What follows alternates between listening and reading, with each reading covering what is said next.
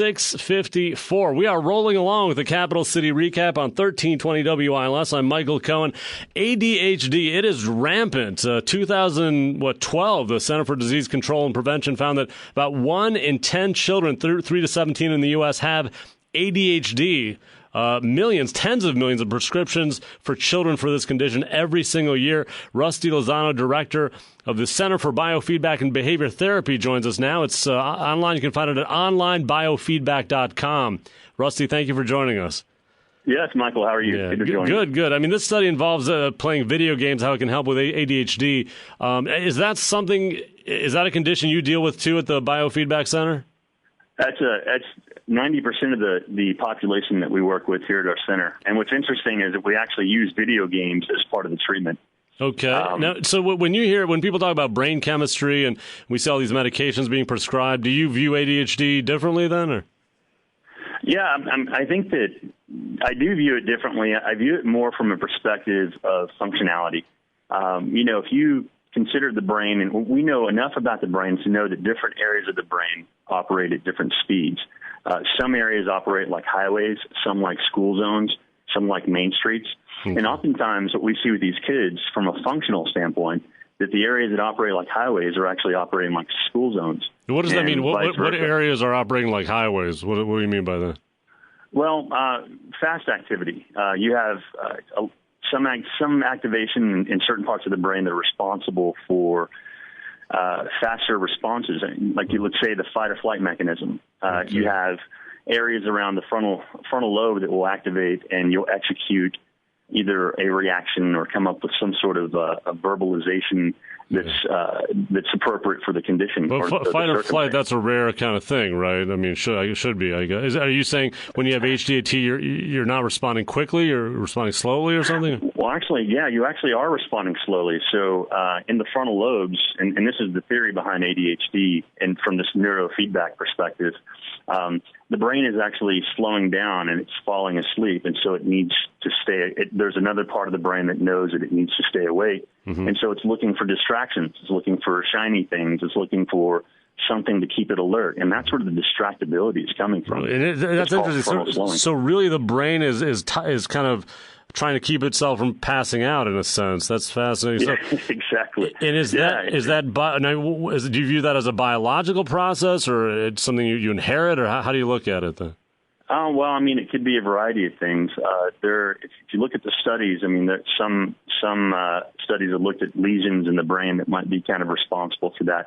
Other is hereditary. So some kids have it just because their family's had it, and it's kind of passed on along the generations. Yeah, because the idea with ADHD is you're constantly distracted, right? But you're saying that's the brain trying to keep from falling asleep?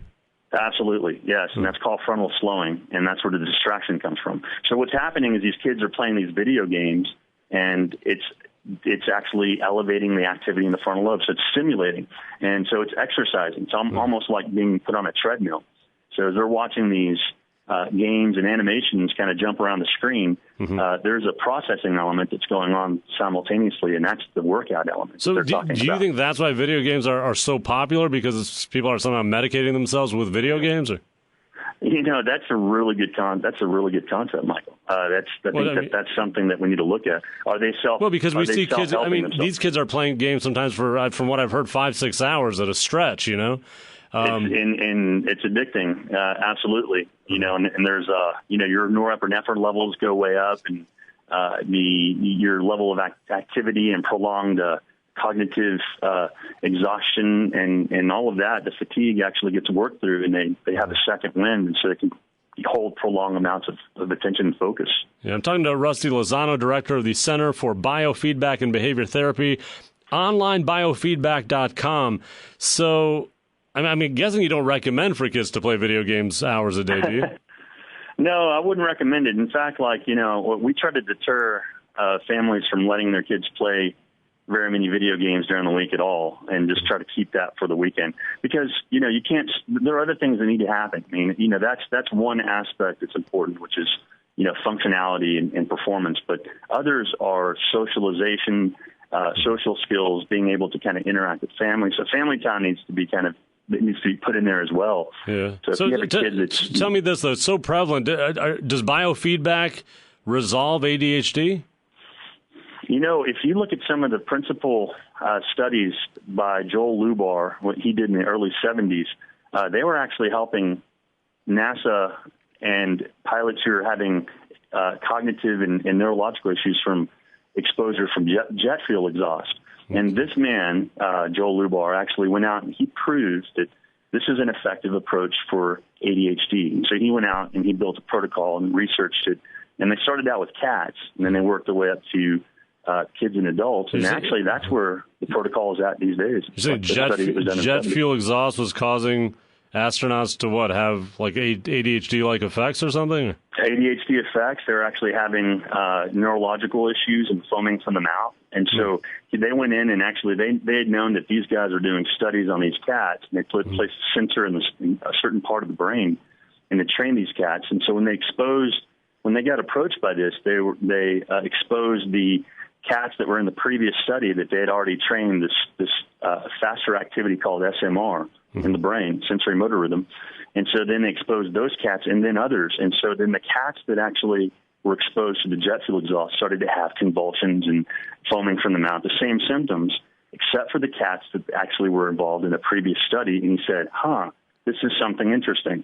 And so that's the early studies that they found on brain research. And ADHD, of course, is attention deficit hyperactivity disorder.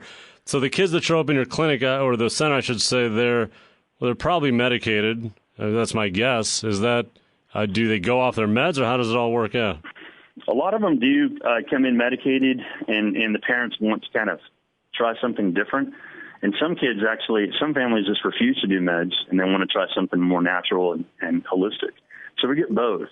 But our experience is that, if we can work with either population, and the end result is a lot of these kids, and there's been, actually I have my own examples from this clinic that have been off the medications and function normally and go on off to college and do well and without their use of medication.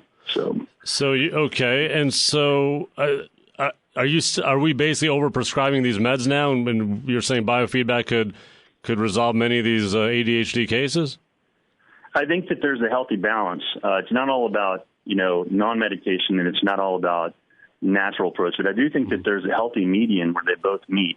And, for people who want to find out more about this particular approach, they can see if there are practitioners in their area to help. But, yeah, it's a healthy balance. It's not one or the other. You're not against these kinds of psychological medications, you're saying. I think that it has its place, and I do have the mindset that, and there's been significant activity or significant evidence to prove that that's been overly prescribed and overly identified. And then there's others that are actually nice, that have a more balanced approach. And but because my own perspective. Yeah, go ahead. We have about 30 seconds. Go ahead and say it. Oh, my own perspective is I think that there's, in every situation, there's a point where mental health and the medical community actually can work together on these symptoms, and it's not either or. So you can't just keep throwing medications at a kid. There has to be other options, that help.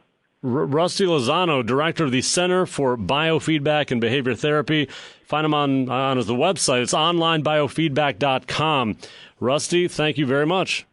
Always a pleasure, Michael. Yep. Take care. That wraps it up for us. Michael Cohen, producer Mike Peterson. We're back tomorrow at 6 p.m. Good night.